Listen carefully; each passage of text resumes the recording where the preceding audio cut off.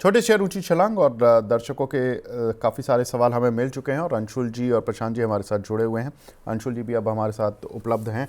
अंशुल जी ये कह रहे हैं कि मेंबरशिप में सवाल नहीं ले पा रहे हो सर प्रायोरिटी बेसिस पर। सर कोशिश तो पूरी रहती है, लेकिन चलिए आपका ये सवाल ले लेता हूँ मैं। किरी इंडस्ट्रीज़ बाय किया हुआ है 665 पर। अंशुल जी क्या राय है आपकी? सर अभी ये प्रशांत भाई टेनेको इंडस्ट्री बता गए हैं, ये टेनेको हाँ क्लीन एयर। एक बार इसका चार्ट लगवा लीजिए। हाँ टेनेको जी। TENNIND। हाँ टेनेको का चार्ट लगा दीजिए एक बार। टेनेको क्लीन क्लीन, इसको मैक्स कर दीजिए। मैक्स आ जाइए 504 रुपए पे। आईपीओ बेस ब्रेकआउट आया था 26 दिसंबर को। अच्छा, क्लोजिंग में दिखेगा नहीं। खैर, कैंडल चार्ट लगाएंगे तो 26 दिसंबर को 504 पे आईपीओ बेस ब्रेकआउट आया था, लेकिन मूविंग एवरेज से दूर था। 1 2 3 4 दिन कंसोलिडेट करके 10 मूविंग एवरेज कैचअप किया और आज फटा है ये स्टॉक। 504 का आईपीओ बेस ब्रेकआउट है। 438 का लो है, तो कम से कम टारगेट आना चाहिए 504 माइनस 438 प्लस 504। 570 का मिनिमम टारगेट आना चाहिए। और जनरली, इन जनरल, टारगेट को दुगने से जब आईपीओ बेस ब्रेकआउट इस टाइटनेस से ब्रेकआउट करता है तो दुगना करता है। तो उस हिसाब से 504 636 का दूसरा टारगेट आना चाहिए। तो 570 638 ये दो टारगेट इस पे होना चाहिए। इसके बाद आप लगवाओ एक बार इन्फोबीन। इन्फोबीन, इन्फोबीम। INFOBEA। अच्छा ठीक है। इन्फोबीन, इन्फोबीन आपको याद होगा। इन्फोबीन, इस पे टारगेट हिट का वो मोहर लगवा दीजिए। 12 दिसंबर को 718 रुपए पे अपन ने डिस्कस किया था। 1 मंथ कर दीजिए इसके चार्ट नहीं, को। इन्फीबीन नहीं, इन्फीबीम या इन्फोबीन। इन्फोबीम? इन्फोबीम लगाइए। इन्फोबीन, इन्फोबीम लगाइए एक मिनट। पीसीआर टीम, इन्फी और आई इन्फो में एन थोड़ा एफ ओ सा अंतर बी है। ई ए हाँ, पाँच ये 880 चल रहा है। 880। ये कितने पर हाँ, दिया था अंशुल जी? ये 12 तारीख को 12 तारीख को शो स्टार्ट हुआ था जब 11 बज के 11 मिनट। तब 718 पे अपन ने डिस्कस किया था। 880 रुपये आ गया है। एक आप लगाओ रोलेक्स रिंग। ये भी ऑलमोस्ट टारगेट डन है। दोबारा एक बार बाई दिया, रिस्क फ्री हो चुके हैं। रोलेक्स, रोलेक्स रिंग 133 रुपये। हाँ ये रोलेक्स रिंग। रोलेक्स रिंग आप देखो, ये अपन ने डिस्कस किया था लगभग 127 के आसपास। 137 का हाई बना है। ये दो में ऐसे तो रिको ऑटो, आशापुरा माइन भी चला है, बट ये दो अभी लेटेस्ट अपन ने डिस्कस किए थे। ठीक है, तो इसमें टारगेट हिट लगवा दूं या अभी अंशुल जी हाँ अभी लगवा वक्त है? दीजिए, इसमें भी हो गया। नहीं नहीं, जो अपन ने जहां से दिया था वहां से हो चुका। ठीक है, टारगेट हिट लगाओ जी। चलो बहुत बढ़िया। आज अंशुल जी नए साल में काफ़ी टारगेट हिट करा रहे हो। मिड कैप अगला स्मॉल कौन सा कैप काउंटर है? रिको ऑटो में क्या सिचुएशन है? रिको ऑटो में 2 बार तो ऑलरेडी हम बुक कर चुके हैं, आज फिर चला है। ऑलमोस्ट टारगेट के पास है। जो हमने 123 से टारगेट डिस्कस किया था, 142.40 का हाई बना है, 147 का टारगेट था। तो ये भी ऑलमोस्ट टारगेट डन ही है। हम मतलब बुक करा चुके हैं बहुत हद तक। ठीक है, ठीक है। तो इसको भी टारगेट हिट लगा दूं मैं स्टैंप? हाँ लगवा दिए, लगवा दिए। चलो ठीक है। पीसीआर टीम, इसमें भी रिको ऑटो पर भी टारगेट हिट की प्लेट लगा दीजिए, टारगेट हिट का मोहर लगा दीजिए। बहुत बढ़िया। अभी कोई और बचा है? नहीं नहीं, ये इतना ही है। ठीक है। तो अंशुल जी सवाल तो दूसरा था हमारा। सवाल था हमारा कीरी इंडस्ट्री। किरी इंडस्ट्री पर 665 का बाय। जी। कीरी इंडस्ट्री में ब्रेकआउट फेल हुआ है। इसमें परसों 31 दिसंबर को बढ़िया ब्रेकआउट बना था। 13 मिलियन वॉल्यूम का। जनरली 10 मिलियन, जनरली 1 मिलियन का, 1.5 मिलियन का वॉल्यूम होता है। 10 मिलियन यानी 8x वॉल्यूम से ब्रेकआउट बना था 692 रुपए पे। वर्टिकली उसको फेल भी कर दिया है कल और आज मिला के। अगर वीकली कैंडल यहीं पे 630 के नीचे कहीं भी बंद हो, और 630 से जितना नीचे बंद हो उतना खराब होगा। ये वीकली चार्ट पे जो ब्रेकआउट बना है 59 मिलियन का, वो स्वीप कर दिया है। तो ये पूरे 59 मिलियन लिक्विडेट होने आएंगे अगर 600 रुपए टूटा। तो अगर है तो 600 का मैंडेटरी स्टॉप लॉस, नहीं है तो वॉच लिस्ट से हटा दीजिए जब तक 700 रुपए के ऊपर क्लोजिंग ना आ जाए। 600 टूटने के बाद बहुत तेज लॉन्ग, ये पूरे 59 मिलियन की लॉन्ग लिक्विडेशन 517 और 484 तक ला सकती है। केन्स का फेल्ड ब्रेकआउट याद कर लीजिए, बाकी अभी मेरे को नाम याद नहीं आ रहा, लेकिन an number of multiple failed breakouts हमने डिस्कस किए हैं कि ब्रेकआउट फेल होने के बाद लॉन्ग लिक्विडेशन में स्विंग लो कितनी तेजी से अचीव होते हैं। तो इसमें भी स्विंग लो 517 484 पे है, 600 के नीचे एकदम तेजी से खुल जाएंगे। ठीक है सर, बिल्कुल ठीक है। आगे बढ़ते हैं। अगला सवाल हमें मिला है यहाँ पर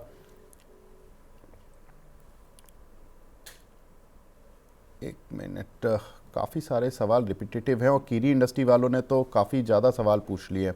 सुनीता चौधरी जी बोल रही हैं, happy new year sir, good morning and to all the guest and money 9 team and back end staff. Thank you so much Sunita ma'am. और आप, हमें पता है कि आप हमारी रेगुलर व्यूअर हैं मैम। बहुत अच्छा लगा। आपको भी नया साल शुभ हो, मंगलमय हो। अगला सवाल हमें मिला है नीरज यादव जी का, हैप्पी न्यू ईयर बोल रहे हैं सर, आपको भी बहुत बहुत नया साल मुबारक। अशोक लेलैंड 178 रुपये के लिए हुए हैं सर, इस पर शॉर्ट टर्म टारगेट क्या रहेगा?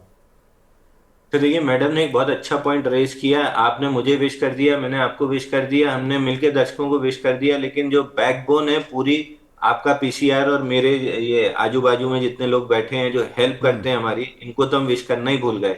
हमारी तरफ से आपके पीसीआर को बहुत बहुत हैप्पी न्यू ईयर। आपकी तरफ से मेरे दोनों मैं बच्चों बिल्कुल, को। मैं आपकी बिल्कुल आपकी जो बैकबोन टीम है उसको मैं विश करता हूँ। देखिए, आपकी रिसर्च में जो ऋषभ हैं, उनकी मैं अक्सर आपके मुंह से नाम सुनता रहता हूँ। उनको और आपकी जो बाकी रिसर्च टीम है उनके सभी उन सभी लोगों को मेरी तरफ से हार्दिक शुभकामनाएं। और उम्मीद करता हूँ उन सभी का नया साल आपके साथ बेहतरीन गुजरे, बेहतरीन आप लोग अपनी टीम में पार्टी करें, खूब टारगेट हिट करें और ज़बरदस्त आप उनको पार्टी देते रहें एज एन रिसर्च हेड। ये आपकी जिम्मेदारी है, ये भार भी आपको देता हूँ। जरूर सर, मेरी तरफ से आप पीसीआर टीम को दे दीजिएगा। नहीं, अगले महीने अगर मौका लगा तो, इसी महीने अगर मौका लगा तो जरूर दिल्ली आएंगे। बिल्कुल, पीसीआर टीम देखिए मुझे संदेश दे रही है कि पीसीआर टीम की तरफ से अंशुल जी और अंशुल जी की पूरी टीम को हार्दिक शुभकामनाएं। धन्यवाद धन्यवाद सर। अब हाँ, अशोक लीलैंड पे सवाल था। अशोक लीलैंड 178 का स्टॉप लॉस अब मॉडिफाई कर लेना चाहिए, फ्रेश बाइंग अब नहीं बनती है। 178 का ट्रेलिंग स्टॉप लॉस है। जिसके पास लॉन्ग पड़ा है 178 क्लोजिंग बेसिस पे टूटे तो अपनी प्रॉफिट बुक करके एग्जिट कर लीजिएगा।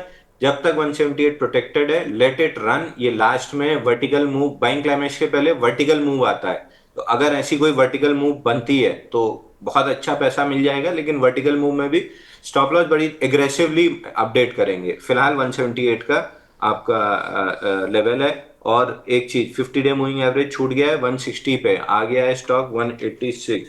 तो 160 इंटू 1.33 कर लें, 208 अगर इमीडिएट इसी हफ्ते कहीं पहुंच गया तो वर्टिकल एक्सटेंशन हो जाएगा।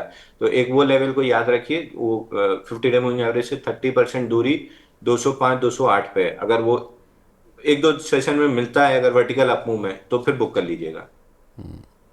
ठीक है। अगला सवाल हमें मिला है सुपर चैट पर तरुण सागर जी का। इनका सवाल है TMPV sir, Tata motor passenger vehicle इन्होंने लिए हुए हैं, 30% लॉस में चल रहा है। बोल रहे हैं कि क्या स्विच करके किसी मोमेंटम स्टॉक में घुस जाऊं 2 से 3 साल के लिए?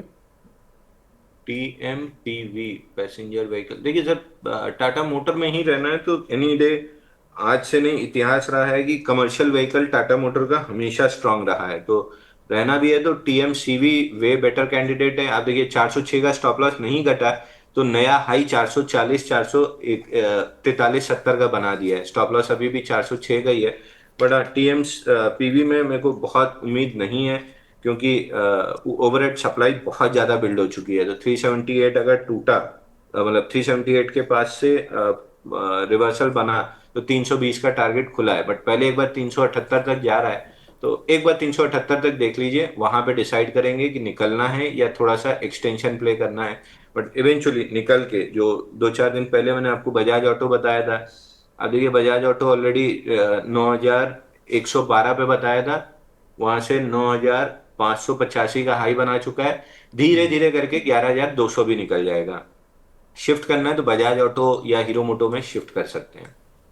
ठीक है।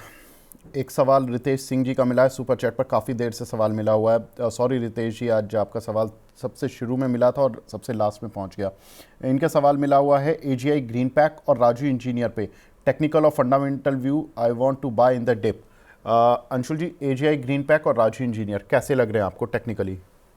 सर राजू इंजीनियरिंग तो आईपीओ वाला स्टॉक है, और आईपीओ का लो 105 जिस दिन टूटा था उस दिन से टोटल इंटरेस्ट खत्म है। बीच में एक वीकली पे फ्लैग का भी ब्रेकडाउन 85 पे था, 85 के फ्लैग का टारगेट हो चुका है 60 रुपए पे। रिवर्सल की कोई संकेत है नहीं, बस एक dead cat bounce 50 day moving average 73 तक आ सकता है। उसके लिए भी 20 डे मूविंग एवरेज 66 निकालना पड़ेगा। तो ये स्टॉक तो बिल्कुल भी आपकी बाइंग लिस्ट में कहीं से भी नहीं होना चाहिए। दूसरा एजीआई ग्रीन पैक, एक मिनट अगेन इसमें अंशुल जी, ये एनएससी पर मुझे तो राजू इंजीनियर ऐसा याद है कि ये बीएससी पर तो काफ़ी सालों से है। ये शायद एनएससी लिस्टेड होगा। माय बैड, एनएससी लिस्टिंग, अच्छा आईपीओ नहीं इसकी, है, ये पुराना स्टॉक है। हाँ पुराने बीएससी स्टॉक पे है देखेगा, ये, हाँ। My bad sir. इसमें 232 रुपए पे बाइंग क्लाइमेक्स हुआ था। बाइंग क्लाइमेक्स का ब्रेकडाउन आया था 23 दिसंबर 2024 को। बाइंग क्लाइमेक्स का पहला टारगेट था 68.33, उसको तोड़ के अभी नीचे चल रहा है। तो हाँ, एक पुल बैक बनता है इसका। 50 डे मूविंग एवरेज 73, और अगर एक्सटेंड किया तो फिर ये लेवल है 92 का। 73 और 73 निकला तो 92 तक bounce back. But buying climax का पहला ही टारगेट हुआ है, और दूसरा बड़ा डरावना टारगेट है। पहले पुल बैक ले लेने दीजिए 73 के आसपास, दोबारा वहां पे सवाल पूछिएगा तो वहां पे डिस्कस करेंगे। अच्छा अंशुल जी, मैं इन्होंने फंडामेंटल व्यू भी पूछा था, तो फंडामेंटली मैं वैसे कुछ बस आपको क्लू ही दे सकता हूँ। कंपनी के जो पिछले 3 क्वार्टर के प्रॉफिट्स हैं ना, वो 15 करोड़, 15 करोड़ और 14 करोड़। तो अगर इनका जो दिसंबर क्वार्टर का रिजल्ट आएगा, जो कि लास्ट ईयर बेस था 9 करोड़ का, अगर उसके अगेंस्ट में 14-15 करोड़ का प्रॉफिट दे देती है कंपनी, तो एक डिसेंट ग्रोथ दिखेगी। हालांकि क्यू ऑन क्यू इसमें खास ग्रोथ नहीं आ रही है पिछले 3 क्वार्टर से, लेकिन वाई ओ वाई बेस छोटा है, इसलिए ग्रोथ दिख रही है। तो एक तो ये हो गया कि हो सकता है दिसंबर क्वार्टर के रिजल्ट्स आपको वाई ओ वाई ग्रोथ पर ठीक दिखे। दूसरा कि कंपनी ऑलमोस्ट डेट फ्री हो चुकी है और काफ़ी अच्छी ग्रोथ इसने पिछले 5 साल में सीएजीआर के तौर पे दी है। तो काफ़ी कुछ, और वैल्यूएशन भी इतनी ज़्यादा सुपर रिच नहीं है सर, 21 के पी मल्टीपल पर चल रहा है काउंटर। तो जहाँ पर कि हम देख रहे हैं कि बहुत सारे शेयर हैं इसी सेक्टर के जो कि इससे भी ज़्यादा हाई वैल्यूएशन पर चल रहे हैं। ये मतलब विद इन द स्पेस अगर आप देखोगे ऑटो एंसिलरी में, जो बाकी काउंटर हैं 50, 60, 70 के पी मल्टीपल पर चल रहे हैं, उसमें 21 के पी मल्टीपल की एक 60 रुपये की कंपनी। क्या इसको 2-3 महीने के लिए देख सकते हैं? 2 महीने के लिए बस होल्ड करके देखें कि ये काउंटर कैसा दिख रहा है, क्योंकि अगर रिजल्ट ठीक आ गए तो फिर कोई मूव बनता है क्या? तो देखिए, फर्स्ट राउंड में नॉन स्टॉप ये पिटा था 328 से 92-90 तक 71%। तो तगड़ा बाउंस बैक आया 50%, 170 तक, 50 वीक मूविंग एवरेज तक। अब दोबारा ही उतना गिरा है, मतलब पुल बैक लिया 172 तक, और वहां से नॉन स्टॉप पिटा है 54%, 64 रुपए तक। तो एक तगड़ा पुल बैक 50% का, जनरली देखिए आदत क्या होती है वही आगे रिपीट होती है। पिछली बार 71% गिरा, 50% बाउंस बैक आया, तो प्रोबेबिलिटी है कि कम से कम 33% तो बाउंस बैक करना चाहिए। तो 33% अगर बाउंस बैक करता है तो समवेयर अराउंड, अगर इसको 33% भी पकड़ूं तो 82-83 का लेवल आता है। बट पहले 50 डे मूविंग एवरेज खड़ा है, तो 73 पे अगर नहीं अटका तो फिर रिवाइज करेंगे 83 पे नहीं अटका तो फिर रिवाइज करेंगे 92-90। तो स्टेप फैशन में पहले 50 डे मूविंग एवरेज देखेंगे 73 रुपए, 73 रुपए 50 पैसा, वो निकला तो फिर और एक्सटेंड करेंगे। तो हाँ, अभी जवाब ये है, निकलने का अब कोई मतलब नहीं है, अब यहां से एक बार बाउंस बैक का वेट करना चाहिए। ठीक है, तो बाउंस बैक का वेट कर सकते हैं। दूसरा एजीआई ग्रीन पैक सर, उस पर और बता दीजिए। एजीआई ग्रीन पैक में भी सिमिलर चीज है। इसमें एक वीकली पे बड़ी कैंडल बनी थी। देखिए, अभी किसी एक स्टॉक पे हम डिस्कस कर रहे थे, शायद ज्योति लैब पे ब्रेकआउट फेल हुआ है। इस पे देखिए एक बड़ी कैंडल बनी थी, 14 मिलियन वॉल्यूम था वीकली पे, जिसका हाई 1001 था, लो 837 था। जैसे ही 837 टूटा, ये पूरा 14 मिलियन का लॉन्ग लिक्विडेशन आना स्टार्ट हुआ, जिसका टारगेट था 697। इसने 8 दिसंबर को टेस्ट किया, अब बाउंस बैक कर रहा है। बाउंस बैक में 817 तक जा सकता है 50 वीक मूविंग एवरेज। केवल बाउंस बैक है 817 तक। अप मूव बनाने के लिए भी करीब 850 रुपए निकालना पड़ेगा। तो फिलहाल 817 आ रहा है, वहां पे देखेंगे क्या करना है। फंडामेंटली सर बता दूं, देखिए कंपनी वैल्यूएशन वाइज तो ठीक लग रही है, 14 के पी मल्टीपल पर चल रहा है काउंटर, लेकिन प्रॉब्लम इसकी है कि इसकी इंडस्ट्री में कॉर्पोरेट गवर्नेंस इशू और जो रॉ मटेरियल का इशू है ना वो बहुत ज़बरदस्त है। इसलिए इस इंडस्ट्री को उतना वेटेज ही नहीं मिलता पी मल्टीपल के बेसिस पर। इसमें यूफ्लेक्स, ईपीएल और एक कंपनी थी ईस्टर, पॉलीप्लेक्स, इन सभी कंपनियों पर जो व्यू रहता है ना वो स्ट्रीट बहुत ज़्यादा रेस्पेक्ट दे ही नहीं पाता है। कभी क्रूड ऑयल बढ़ जाता है तो इनके रॉ मटेरियल प्राइसेस बढ़ जाते हैं, सारी कंपनियां अच्छे खासे प्रॉफिट में चल रही होती है, लॉस में आ जाती हैं अचानक से। तो ये बड़ी वॉलेटिलिटी रहती है इनकी अर्निंग्स की, तो इसकी वजह से ये जो टेक्निकल व्यू है वही ज़्यादा बेहतर रहेगा जो अंशुल जी ने बताया। आगे बढ़ते हैं। अगला सवाल हमें मिला है यहाँ पर राकेश शर्मा जी का। ये बोल रहे हैं सर 2 लाख रुपए हैं, 3 साल के लिए कौन से काउंटर में इन्वेस्ट कर दूं? ये लोग बोल रहे हैं ये इसके लिए एजीआई के लिए कि घर जमाई है, ढंग से इज्जत नहीं मिलती कितना भी काम करे, कभी क्रूड बढ़ जाता है कभी कुछ बढ़ जाता है। बिल्कुल।